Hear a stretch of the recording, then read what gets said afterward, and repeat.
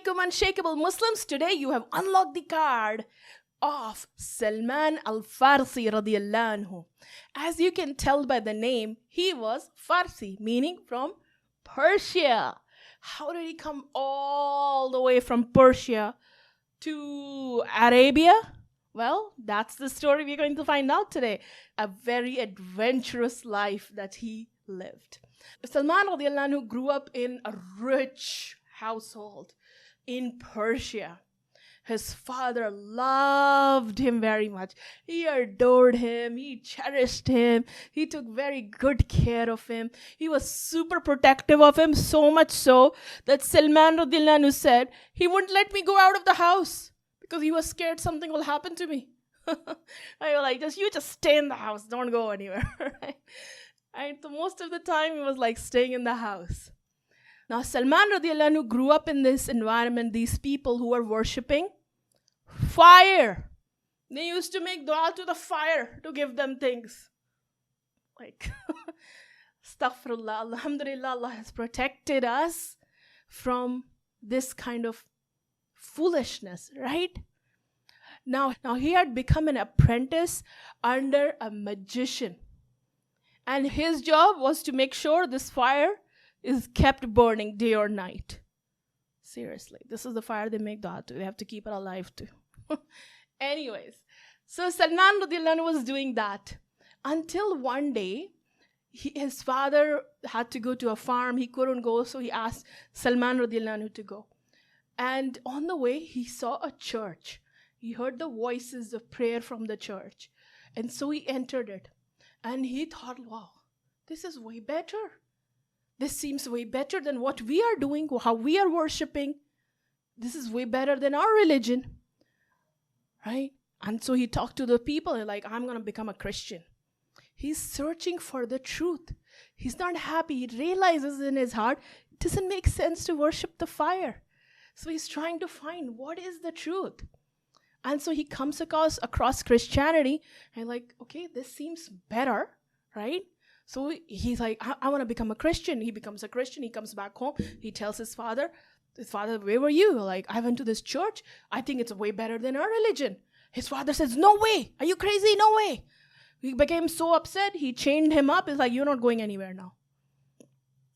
But Salman radiallahu anhu, then eventually he found a way and he ran away. He came to Syria where he had discovered there are a lot of Christians there. He became an apprentice. Now look at him. He's always trying to be like the closest to like the best at that religion. So he now becomes an apprentice to a bishop. He's like, I want to be close to you, learn everything from you. So he doesn't want to be just like an average Christian. Like, I want to go and like attach myself to the bishop and learn the best. So he learns from him. But slowly starts realizing this bishop is a cheat. Yeah, you know what he was doing? He would tell to people, give for the sake of God. Give for the sake of God. And I will bless you. I will bless you the more you give. And so they will give a lot of money thinking they're going to get blessings.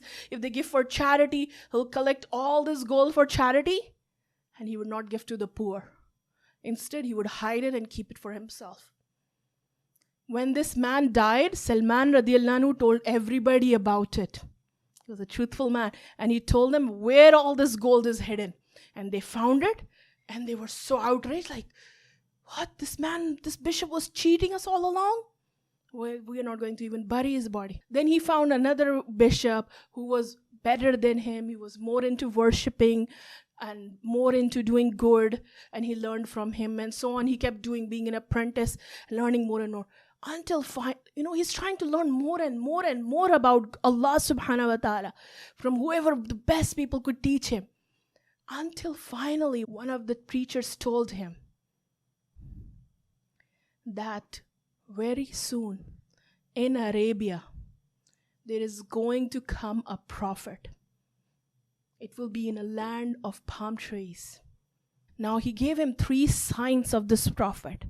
He said he will be a truthful man. He will accept gifts from people, but he will not accept charity for himself. Salman was like, okay, I gotta go to Arabia. Like, he needs the best teachers, right? He's trying to find the best teachers, find the ultimate truth to learn about Allah. They're like, I'm going to Arabia. So he found some Arabs, like, please, can you take me to your land?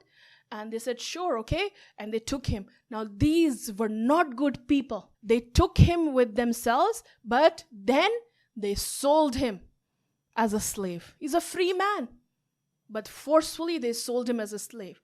Now, Salman radiallahu anhu used to, live like a prince in Persia, loved by his fathers, now a slave.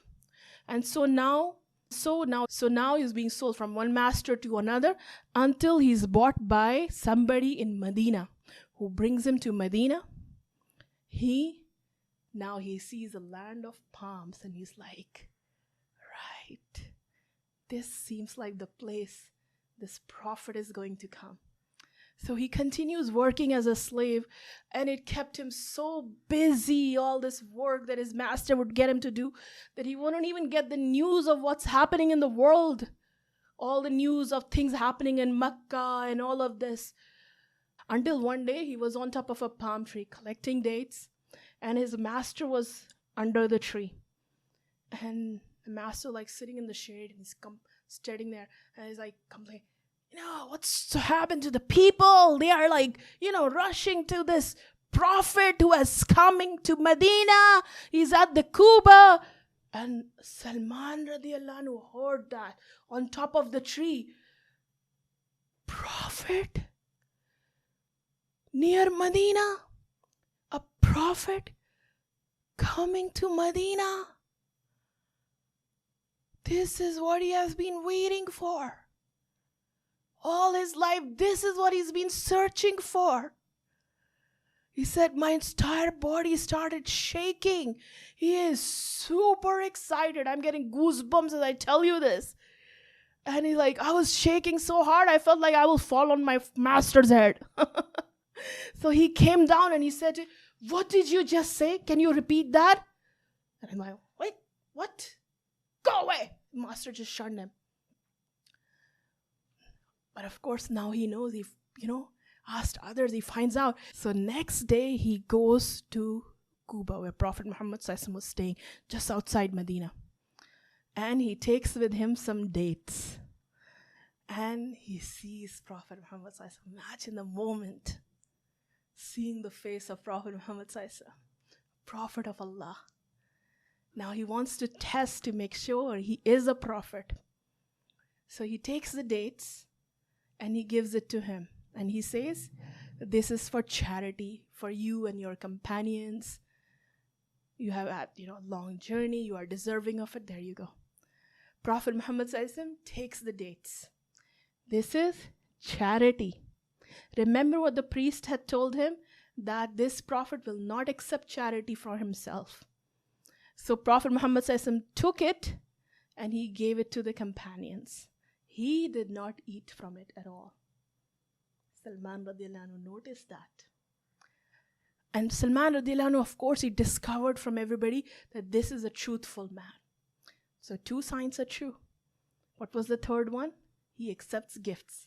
So next day, Salman radiallahu anhu comes back, again with the dates. And he says, this is for you as a gift from me. This time, Prophet Muhammad ate from that dates and he gave to others. Third sign came true. This was the way of Prophet Muhammad. He never took from charity. But whenever somebody gave him a gift, he wouldn't say, no, I'm not taking it. Whatever it was. Whatever. Even if Prophet Muhammad said, even if somebody gave me goat's feet, I will accept it. No matter how small or big. He didn't want to break their hearts. He didn't want to complain or anything like that. He would always accept gifts. Now all these 3 signs have come true. And he knows this is the Prophet of Allah. He says his Shahada. He becomes a Muslim. Prophet Muhammad helps him. He frees Salman radiallahu anhu from his master. Prophet Muhammad pays for him, buys Salman radiallahu anhu, frees him. In fact, his master says, I was depending on him to do all this farm work for me. Who's going to do that? So Prophet Muhammad himself did all this farm work so Salman radiallahu anhu could be freed. Look at how incredible the Prophet Muhammad was. He's now a leader in Medina and he's doing farm work to free. Salman radiallahu anhu used to say, I am Salman. I am the son of Islam from the children of Adam. Then, another really incredible thing Salman radiallahu anhu did that saved the lives of hundreds of Muslims, including Prophet Muhammad was one idea that he suggested to Prophet Muhammad. And that was at the Battle of Khandaq, when massive armies of Quraysh, of many other tribes, thousands and thousands and thousands of them were coming towards the Muslims. And Muslims were like, how are they going to fight these?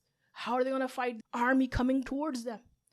Salman radiallahu anhu at that moment, he suggested an idea. He said, Ya Rasulullah, in Persia, the way we fight sometimes to protect ourselves is we dig a ditch around us to protect our places. So the armies can't come in. Why don't we do that in Medina? A big idea. Imagine digging a ditch all around the city. Right? It's not a small one. And it has to be really wide that even horses can't jump through it. That was a really great idea. One that will protect them for a long time. So Prophet Muhammad says, this is it. Let's do that. And Muslims got to work digging for days and days. A lot of hard work. They had to leave their jobs, their training, everything. All they were doing is digging and breaking these stones and ground and digging this massive ditch all around the entire city of Medina. They were hungry for days. When the armies came, they were like surprised, like, what? How do we get into them, Medina? And they couldn't get through. They had to just camp outside Medina for several days. And Muslims had to be patient for a long time. They suffered a lot, but they were patient until Allah sent a storm, which caused so much damage to them. All these armies had to leave. All these Muslims were protected because the idea of one man, Salman radiallahu anhu, who raised his hand, who gave his idea. How did he have his idea? Because of the knowledge he had. Right? Of all the things he had learned when he was much younger about how people fight in battles and this and that. That knowledge became his power later on. He was able to suggest such an idea which saved so many people. So you see how your knowledge can empower you to be able to do so much more to help others and make such a massive impact just through an idea. I wonder how much you are going to learn and how your ideas are going to benefit this entire ummah. Maybe your ideas will help the people of Palestine, people of Syria, people all over the world who are suffering, orphans, animals, trees. May Allah give you the best idea. May Allah increase you in knowledge and give you the best ideas and the ability to act on them.